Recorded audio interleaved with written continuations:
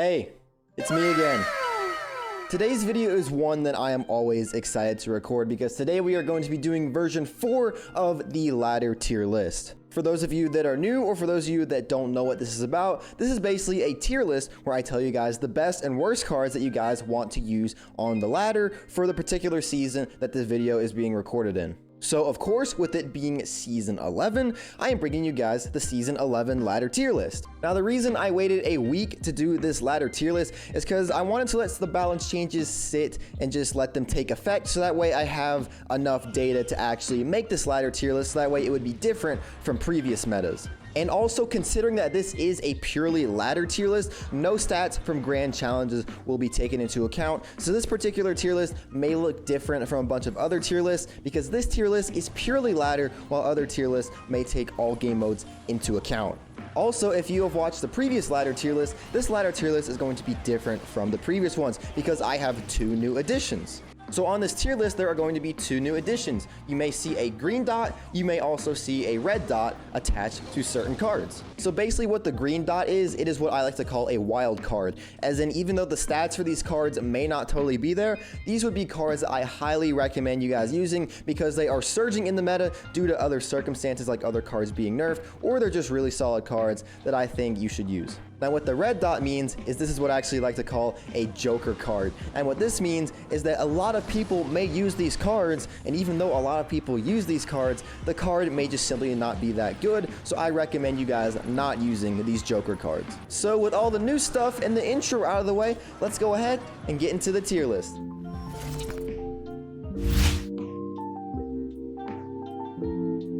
Although also, if you're new here, be sure to subscribe down below. I would greatly appreciate it because I will do a ladder tier list every single month, which you guys want to stay up to date with. And I also do a bunch of other Clash Royale content, which I bet you guys will enjoy if you are new here. So please be sure to subscribe down below. So with this tier list, we are actually going to start with the worst tier in the game, which is the F tier, and work our way up into the S tier, which consists of the best cards in the entire game. So the cards that are in the F tier consist of the Cannon Cart, Bowler, Goblin Giant, Royal Recruits, Zappies, Royal Delivery, Fisherman, Fire Spirits, and the Mirror. Now, to be honest with you guys, there really isn't too much to say about these cards. These are all cards that really just aren't that good in Clash Royale, and I definitely do not recommend using any of these cards. Most of these cards need a significant buff or a significant rework in order to fix them, because right now they just simply aren't viable. Even though the Royal Delivery got a pretty decent buff in the Season 11 balance changes, where it can almost one-shot a equal level Magic Archer, it still really isn't that good of a spell, and there are plenty of spells that are better than it. And even though the Tornado got a major rework, opening some opportunities for the Fisherman, I actually did some testing with the Fisherman today, and the Fisherman really just cannot substitute the Tornado because the Fisherman really just isn't that good of a card, so we're waiting for a Fisherman rework. Next up, we will move on to the D tier. And while these cards aren't the worst cards in the entire game, they are still cards that are pretty bad, and I still would not recommend using these cards. So the D tier consists of Elite Barbarians, Royal Ghost, Cannon, Goblins, Flying Machine, Tombstone, Clone Spell, Rascals, 3 Musketeers, Mortar, Elixir Collector, Battle Ram, and the Bomber. Now you will notice that in the D tier, we actually have our first Joker card of the video, which is going to be the Elite Barbarians. So the Elite Barbarians are definitely a very interesting specimen. I'm sure that if you've played even 10 matches on ladder, you have played up against somebody who has Elite Barbarians. And even though the Elite Barbarians are so prominent, they belong in the D tier for a reason. Most of you guys that watch my videos are most likely smart players. At least I hope you are. And with that being the case, you guys should know for the most part how to counter Elite Barbarians. They can be countered really easily with Swarm. They can be countered with a mini tank with something like a Dark Prince and an Ice Spirit for a +1 trade. The Elite Barbarians are something that are really easy to counter, and with that being the case, they belong into the D tier, even though so many people do use them. Next up, we're going to take a look at the C tier. These cards are really nothing special, but they honestly aren't really anything terrible either. The C tier consists of cards such as the Witch, Inferno Tower, Graveyard, Earthquake, Prince, Barbarians, Giant Snowball, Archers, Furnace, Rage, Sparky, Executioner, Spear Goblins, Royal Giant, Giant Skeleton, Freeze, Guards, Royal Hogs, Hunter, Ram Rider, Barbarian Hut, Goblin Hut, and Elixir Golem. So the next Joker card that we actually have is the Witch, and the Witch is very similar to the Elite Barbarians. Currently the Witch has a 7% usage rate and a 48% win rate, and those numbers are actually pretty staggering for a card like the Witch. Now the reason I say that is because the Witch really isn't that good of a card either. Again, there are a lot of people on ladder that do run the Witch, and they clearly have some level of success with it because of their 48% win rate, but really there are plenty of better options that you can use compared to a Witch. If you want something that spawns other troops, you can use something like a Night Witch, and if you want a card that does splash damage, use something like a Baby Dragon or something like that. The Witch simply just isn't that good of a card, and I don't recommend that you guys use it if you really want to be good on ladder.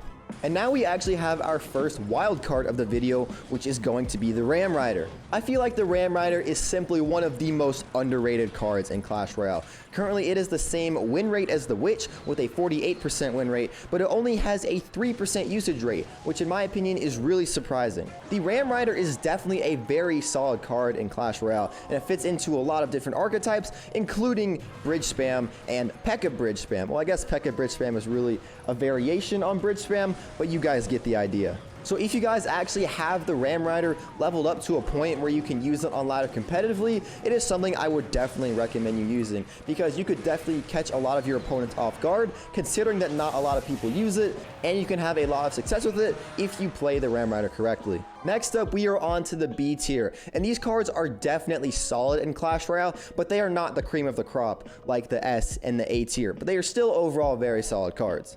And the B tier consists of the Inferno Dragon, Rocket, P.E.K.K.A., Princess, Minions, Night Witch, Lightning, Tesla, Dark Prince, Lumberjack, Minion Horde, Bandit, Giant, Firecracker, Ice Wizard, Bomb Tower, Magic Archer, Skeleton Barrel, Heal Spirit, Dark Goblin, Expo, Battle Healer, Lava Hound, Wall Breakers, Goblin Cage, and the Electro Dragon. So the B tier actually has no Joker cards in it, but it does have quite a few wild cards in it. So let's go ahead and take a look at these. First up, we have the Firecracker and the Magic Archer. Both of these are very, very solid long-range options. And while both of them hover around a 5 or 6% usage rate, these are cards I would definitely recommend you guys using. Especially the Magic Archer, since it recently got buffed to have its range of 7 tiles back. Next up, we have the Heal Spirit. Who thought the Heal spell would be a viable card in Clash Royale? But it's only viable because it is now a Spirit card instead of a spell card. But really, the Heal spell is definitely a very solid card, especially if you pair it with something like a Hog Rider, Royal Hogs, Ram Rider, really any card like that that's a win condition. The Heal Spirit can be oh so deadly and so valuable for just 1 elixir.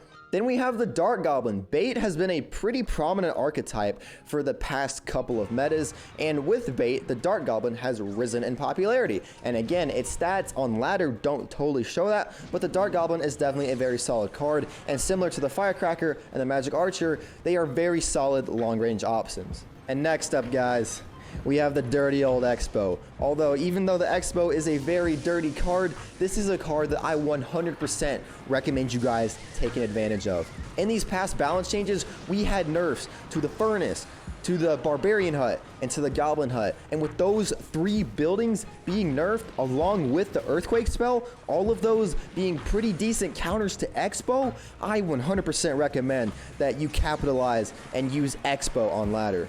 Now, Expo can definitely be an archetype that can be somewhat difficult to master because most Expo decks are very fast cycling and require very strong defenses and very strong understanding of all the cards in Clash Royale, to be honest. Although if you put in the time and practice against your clanmates and practice in classic and grand challenges with using Expo decks, holy cow, on ladder, you will be absolutely insane. Because with all of these balance changes, the Expo is going to be one of the best win conditions in Clash Royale. I can guarantee it. And it's honestly somewhat of a similar situation with the Lava Hound. With those 3 buildings, the Goblin Hut, Barbarian Hut, and Furnace all being nerfed, Lava Hound is definitely going to be a lot better in Clash Royale.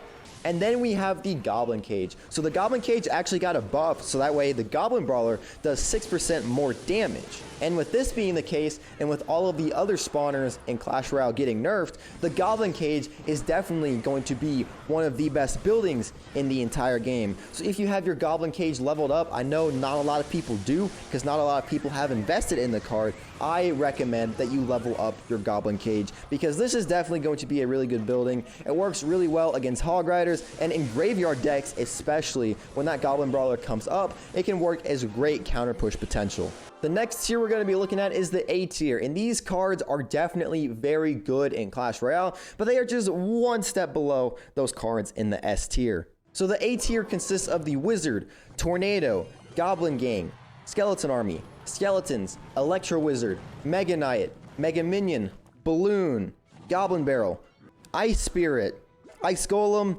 Mini P.E.K.K.A, and Golem. So we actually have 2 Joker cards in this tier, with those being the Wizard and the Mini P.E.K.K.A. Now the Wizard on ladder has an incredible use rate, to be honest. It is a 16% usage rate and a 48% win rate as of the recording of this video. And to keep it real with you guys, I really don't know why this is the case. Well, I do know why this is the case, but at the same time, I don't know why this is the case. The main reason for this is because those people that are using Wizard are most likely people that have a level 13 Wizard with it completely maxed out. Although overall, I really do not recommend you guys using the Wizard. For 5 Elixir, I just really feel like what the Wizard gives you isn't valuable at all, because for 4 Elixir you can get almost the same thing with the Baby Dragon, but more added versatility because the Baby Dragon is a air troop as compared to a ground troop. So while I know a lot of you guys do use the Wizard on ladder, if you want to keep using it, go right ahead. If you have success with it, then go right ahead. But in my opinion, it is a card that I don't think you should use, as there are just simply better options out there.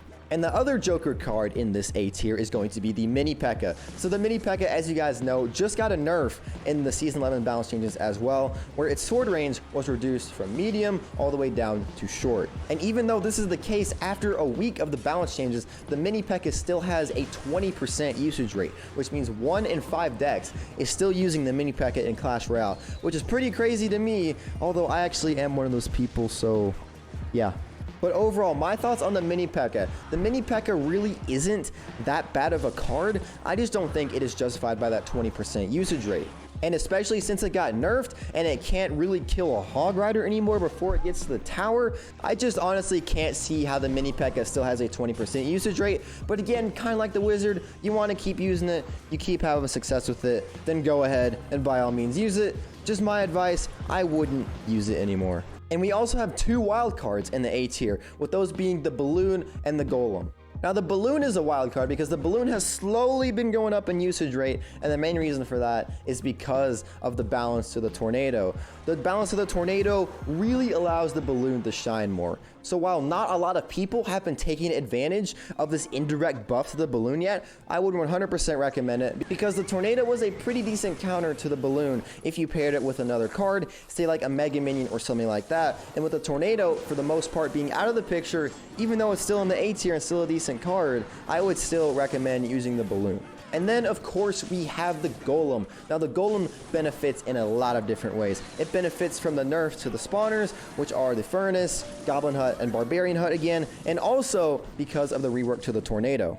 The rework to the Tornado actually makes it totally impossible to pull a Golem to the King Tower unless you kite the Golem first with a building to the center and then pull it to the King Tower. But you can no longer pull a Golem to the King Tower straight from a Princess Tower. So the Golem benefits heavily from this. And it also benefits heavily from all of the nerfs to all the buildings, because a Lightning can one-shot a Goblin Hut and a Furnace, which are 2 spawners that have been pretty prominent. So the Golem definitely benefits from this, and I recommend that you take advantage of it. And then last but certainly not least, we have the S tier, which are considered to be the best cards in Clash Royale. There are no Joker cards in here, there are no wild cards in here. These are just simply cards that are pretty dang good in Clash Royale, and I recommend at least having 1 or 2 of these in your deck if possible. So the S tier consists of Zap, Log, Baby Dragon, Fireball, Bats, Valkyrie, Hog Rider, Arrows, Knight, Poison,